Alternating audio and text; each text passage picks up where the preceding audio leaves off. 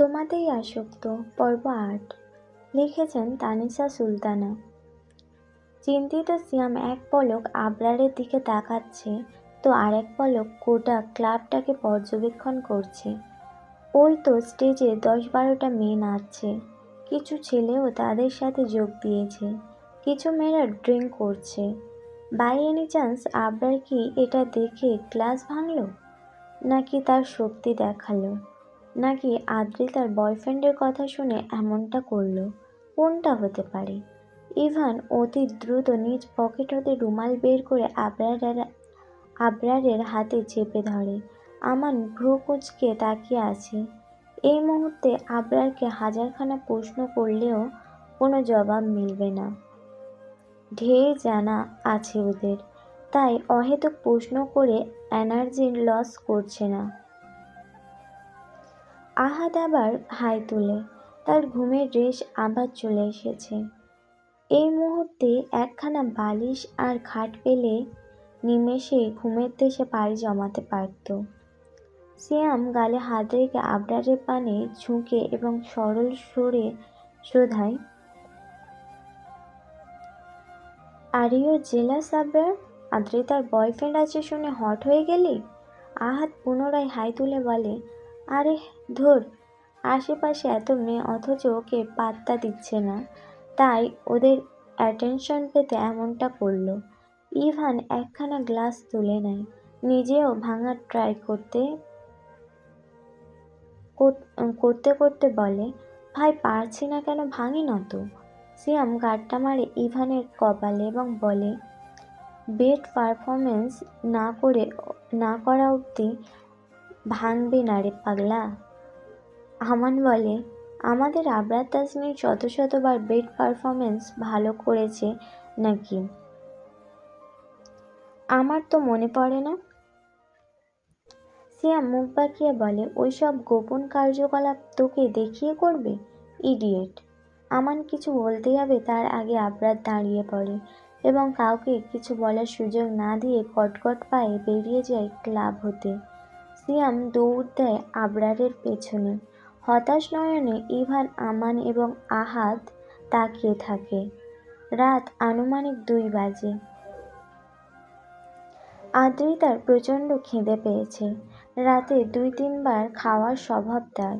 এই যেমন সন্ধ্যার একটু পরেই একবার খাবে, তারপর ১০টা নাগাদ একবার এবং ২টা-৩টার দিকে একবার। আদ্রিতার মতে জীবন মানেই খেতে হবে, খেতে হবেই মানে জীবন। সর্বক্ষণ খেতে থাকো আর গুলুমুলু হও, খাওয়া ছাড়া এই জীবনে আর কিছুই নেই। আদ্রিতার সাথে অ্যানিও খেতে উঠে পড়েছে, বোধহয় তারও খিদে পেয়েছে। গোটা বাড়িটা অন্ধকারে ঢেকে আছে, যেন বিদ্যুৎ বিচ্ছিন্ন হয়ে গিয়েছে। সুইজারল্যান্ডেও বিদ্যুৎ চলে যায় না। দেশটাকে যতটা উন্নত ভেবেছিল ততটাও নয়। বাংলাদেশের কিছু কিছু স্বভাব এই দেশও পেয়েছে। হতাশ আদ্রিতা অতি সাবধানে বিছানা থেকে নামে, পা নাড়িয়ে নাড়িয়ে জুতো খোঁজে এবং পেয়েও যায়। বালিশের পাশে ফোন রয়েছে বেমালুম সে কথা ভুলে গিয়েছে আদ্রিতা। ওই তো ডিনার করে আতিয়া বেগমের থেকে ফোন নিয়েছে বাবার সাথে কথা বলবে বলে, কিন্তু কল করেছিল আসিফ আদনানকে। বিদেশি নাম্বার থেকে কল করায় আসিফ বোধহয় জানতেই পারেনি কে কল করেছে, তাই রিসিভই করল না। একটুখানি মন খারাপ হয়েছিল আদ্রিতার। পর মুহূর্তেই তার মোটা মাথায় একখানা বুদ্ধি আসে। টেক্সট করে, আমি আদ্রিতা, বিদেশে চলে এসেছি, ফ্রি হয়ে কল করিয়েন। অ্যানিকে কোলে নিয়ে কানার মতো হাতড়িয়ে রুম হতে বের হয়। ঘুটঘুটে অন্ধকারে নিজের অস্তিত্বটাও টের পাওয়া দেয়। এবার আদ্রিতা কিচেন অবধি যাবে কিভাবে? অ্যানিও বোধহয় ভয় পেল, তাই উচ্চস্বরে ম্যাও ম্যাও আওয়াজ তুলতে থাকে। আদ্রিতা চটজলদি চেপে ধরে অ্যানির মুখ, হুঁশিয়ার দিয়ে বলে, চুপ কর বেয়াদব, এই বাড়িতে একটা গন্ডার আছে, তোর শব্দ পেলে বাঘের মতো গর্জন তুলে এগিয়ে আসবে, খ্যাপা ষাঁড়ের মতো হুঙ্কার তুলে ধমক দিবে, একবারও ভাববে না আমার মতো হাতির ভয়ে বাচ্চা আদ্রিতা মূর্ছে যেতে পারে। বাকিটা শেষ করার আগে শক্তপোক্ত কিছুর সাথে ধাক্কা খায় আদ্রিতা।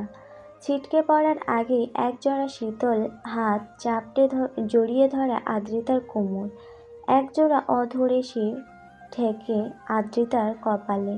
ভূমিকম্পের ন্যায় কেঁপে ওঠে মেয়েলি কায়া। বিড়াল ছানাটি পড়ে গিয়েছে ফ্লোরে এবং গলা ছেড়ে চিৎকার করে যাচ্ছে মিউ মিউ শব্দে। আবরার আদ্রিতাকে সোজা করে দাঁড় করিয়ে কোমর থেকে হাত সরায়। চাপা গম্ভীর স্বরে শুধায়, এখানে কে চায়? আদ্রিতা স্বস্তির নিঃশ্বাস ফেলে। যাক বাবা, বাঘের কাছাকাছি চলে এসেছে। এখন অন্ধকার ভূত পেত কোনো কিছুই ভয় নেই। বাঘ ঠিক ঢিসুম ঢিসুম করে সবগুলোকে বৃন্দাবন পাঠিয়ে দিতে সক্ষম হবে। আদ্রিতা চঞ্চল ভঙ্গিমায় অ্যানিকে খুঁজতে খুঁজতে জবাব দেয়, আর বলিয়েন না, সুইজারল্যান্ড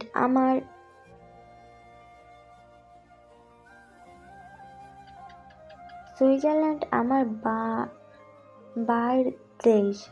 এখানে কারেন্ট থাকে না, বাংলাদেশের মতো অউন্নত দেশ একটা। আর আপনাকেও বলি হারি, এত বড় বাড়ি কিনেছেন, একটা জেনারেটর কিনতে পারেননি? সেসব বাদ দিলাম, একটা চার্জার লাইট তো কিনতে পারেন। বেচারা আমি। বাকিটা শেষ করার আগেই বাড়িটা কানায় কানায় আলোকে হয়ে যায়। আশ্চর্য আদ্রিতা খানিকটা ঘুরে ঘুরে দেখে, পরপরই খুশি হয়ে বলে, এই তো কারেন্ট চলে এসেছে। আমার না ভীষণ খিদে পেয়েছে, খেয়ে আসি, ঠিক আছে বড় ভাই? বলেই অ্যানিকে কোলে তুলে নেয় এবং গটগট পায়ে নেমে পড়ে নিচে। বলা তো যায় না আবার কখন কারেন্ট চলে যাবে। কারেন্ট থাকতে থাকতে খাওয়া শেষ করতে হবে। আবরার বিরক্তির নিঃশ্বাস ফেলে বিড়বিড় করে বলে, ডিসকাস্টিং। ভীষণ সুস্বাদু খিচুড়ি। পেট পুড়ে খেয়ে ঢেকুর তোলে আদ্রিতা। অ্যানিকেও দিয়েছিল, সেও লক্ষ্মী বাচ্চার মতো চেটেপুটে খেয়েছে। এবার দুজনেরই পেট ঠান্ডা হয়েছে। বেসিনে থালা রেখে আসার পথে খেয়াল করে তার টি শার্টের রক্ত লেগে আছে। এ বাবা, রক্ত আসলো কোথা থেকে? চিন্তিত আদ্রিতা দাঁত দিয়ে নখ কাটতে কাটতে পায়চারি করে। কোথা থেকে আসলো? অতঃপর মনে পড়ে আবরার তার কোমর জড়িয়ে ধরেছিল। বাই এনি চান্স আবরারের হাত থেকে রক্ত লেগেছে? তার কি হাত কেটেছে? উদার মনের আদ্রিতার মায়া হয়। সে চট করেই ভেবে ফেলে একবার দেখে আসবে। যেই ভাবা সেই কাজ। অ্যানিকে কোলে তুলে এক দৌড়ে এগিয়ে যেতে নেয় আবরারের রুমের দিকে। মাঝপথেই দেখা হয় সিয়ামের সাথে। সে সবেই বাড়িতে ঢুকলো। আদ্রিতা বলে ওঠে, সিয়াম ভাই, খ্যাপা ষাঁড়ের কি হাত কেটেছে? মিনিট দুয়েক সময় লাগে সিয়ামের বুঝতে খ্যাপা ষাঁড়টা আসলে কে। যখন বুঝতে পারে ঠোঁটের কোণে হাসি ফুটে ওঠে। বাহ, মারাত্মক নাম দিয়েছ তো। বা আদ্রিতা, সুন্দর নাম দিয়েছ তো। রাখুন সুন্দর নাম। কেটেছে কিনা বলুন। কাটেনি তো। আবরার তাসনিন কাচের ড্রিঙ্কের গ্লাস মুঠো করে ধরেছিল। ব্যাস, গ্লাস ভেঙে কুড়িয়ে গেল। আর কিছু সংখ্যক কাঁচ তার হাতেও ঢুকে গেল। আঁখি পল্লব বড় বড় হয়ে যায় আদ্রিতার। খ্যাপা ষাঁড় তাহলেই হিরো হওয়ার পায়তারা শুরু করেছে। দেখতে শুনতে খারাপ না, হিরো হলেও হতে পারে, তবে এখনই তার মাটিতে পা পড়ে না। হনুমানের মতো ব্যবহার করে। একবার হিরো হয়ে গেলে তো সে আসমানে উড়বে।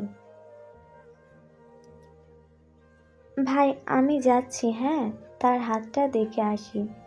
সিয়াম কিছু বলবে তার সুযোগ না দিয়ে এক দৌড়ে চলে যায় আদ্রিতা। একদম আবরারের কক্ষের সামনে গিয়ে থামে। অ্যানিকে কোলে থেকে নামিয়ে আলতো করে ধাক্কা দেয় দরজায়। ব্যাস, খুলে যায়। আদ্রিতা দাঁত দিয়ে ঠোঁট কামড়ে মাথাখানা ঢুকিয়ে দেয়। সাথে সাথে স্তব্ধ হয়ে যায়। এসব কি দেখছে সে? ছি ছি ছি, লোকটা এত অশ্লীল। আদ্রিতা একবার ভেবে নেয় মাথা সরিয়ে নেবে, শত হোক ভাই তো। পরমুহূর্তেই ভাবে আদ্রিতা দেখেনি এরকম হট হট দৃশ্য আর কখনোই দেখতে পাবি না। এই পর্যন্তই ছিল আজকের পর্ব।